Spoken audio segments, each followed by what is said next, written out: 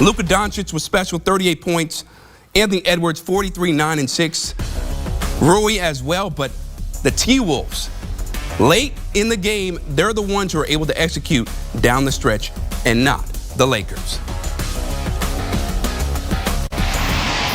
And for more on this epic game, we bring in CBS Sports NBA insider Bill Ryder and NBA analyst John Gonzalez. And gentlemen, I don't know where to begin because there were so many players, so many elements to this game.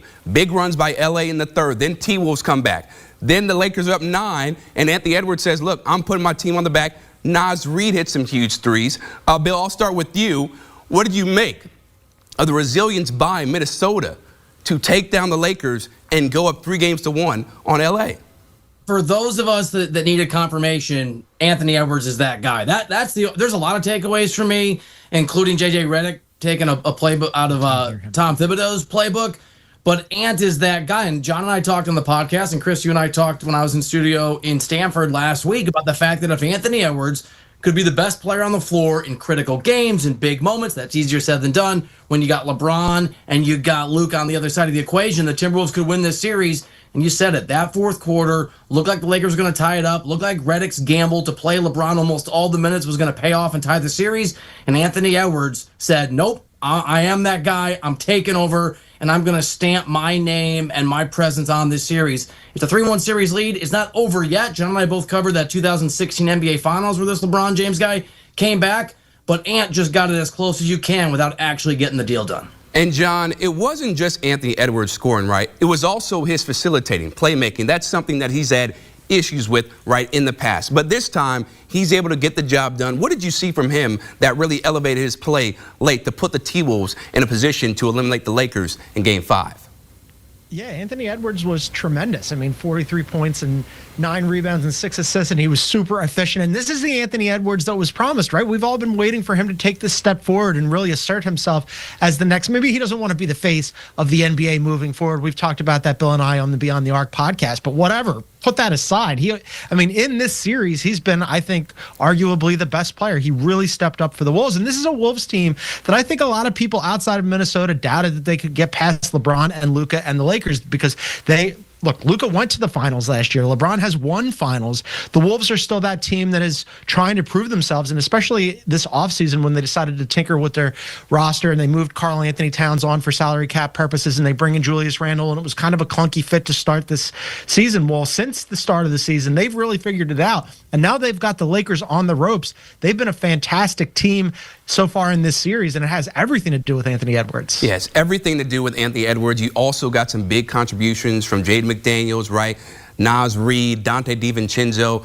Bill, when you think about the role players that really played their part in this game, who sticks out to you the most for the Minnesota Timberwolves? I feel like I'm going to slight everybody by naming one person because you're right, Chris. That was a team effort, and it's a reminder that most of these guys made a run to the conference finals last year. This isn't their first rodeo. But it's the guy who didn't make that run and wasn't a part of the team. When Dante DiVincenzo came over in that trade, he wasn't himself in the beginning. He didn't have the impact that he was supposed to.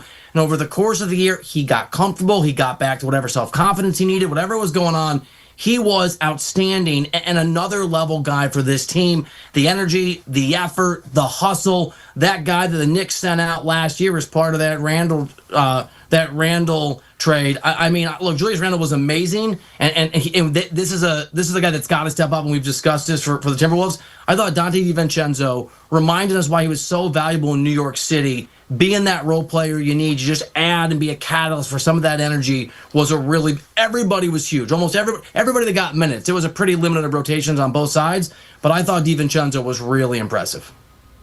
John, do you find DiVincenzo was the most impactful out of all the other guys, I should say, or do you feel like Julius Randle? Because Julius Randle in the first half, he was looking like Steph Curry from three-point range. Yeah, I mean, look, there's probably no two bigger critics of Julius Randle than me and Bill. I mean, we spent the entire season just absolutely trashing this guy. But I would say, like, post All-Star break, and certainly in this series, he's been good. I mean, you have to give him credit. There was a play in the second half where he was D'ing up on Luka, and I thought, okay, like, Julius Randle, since when do you do that? He had 25 and 7. Yeah, I mean, there's a lot of things that you could flag on Julius Randle during the course of his career, but so far over over the second half of the season, and then in the series he's been really good. And if you're the Lakers, man, like all these like ancillary players that you were maybe not so worried about, yeah, Julius Randle was good, Dante DiVincenzo was good, and then Naz Reid hit some big shots in the second half to really boost them. It's obviously Anthony Edwards first and foremost for them, but the Lakers didn't exactly do a great job on those help players around Edwards. No, they did not whatsoever. And when you look at the Lakers, right, they got huge production from both LeBron James and Luka Doncic. You can also throw in Rui Hachimura there, Austin Reeves. And Luka and LeBron, Bill, they played 46 minutes. And so when you think about that and the output that they had, and they still end up with an L, how much of a gut punch is it for them? It's a huge gut punch, and I'll look. I have not been the JJ Redick super fan guy on the podcast. John's maybe a little more in that camp than I am, and Jury, he's still a really good coach. But you play LeBron that many minutes, and he runs out of steam the way that he did in the fourth quarter. LeBron did not impact that fourth quarter in a significant way. I think it's a massive gut punch. I mean, they played LeBron and to a lesser extent Luka all of those minutes, but obviously LeBron James is a 40-year-old veteran. He played them, Redick, all of those minutes because they knew they had to win the game. It's not a must-win game, but it was really, really close. And so not just the fact that Minnesota was able to steal the game, but the fact that, to my eye, and if you just look at the offensive output from LeBron James in the fourth quarter, it vanished. Other than free throws, he wasn't able to really exact his will on that game. And I think it's a significant problem beyond the fact that obviously they're down 3-1, which is not where you want to be in an opening round series if you haven't, and they do, championship aspirations.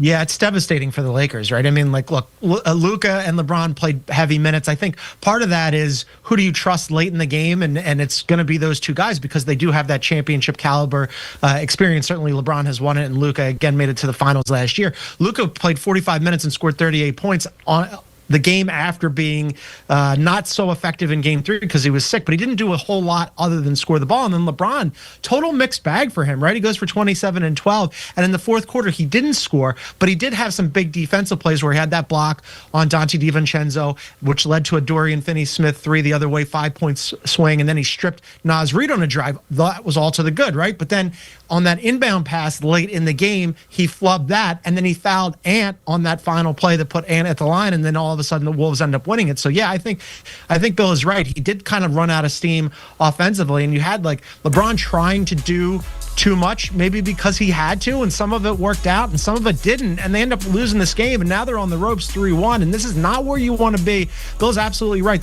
They of course have championship caliber aspirations. We were all sitting here going, hey, can't wait till that second round series where LeBron and Luka face Steph and Jimmy and Draymond and the Warriors. Well, guess what? Looks like right now only one of those teams is going to get there. Not all of us. All right, yeah, no, that's definitely true. That's definitely true, Bill.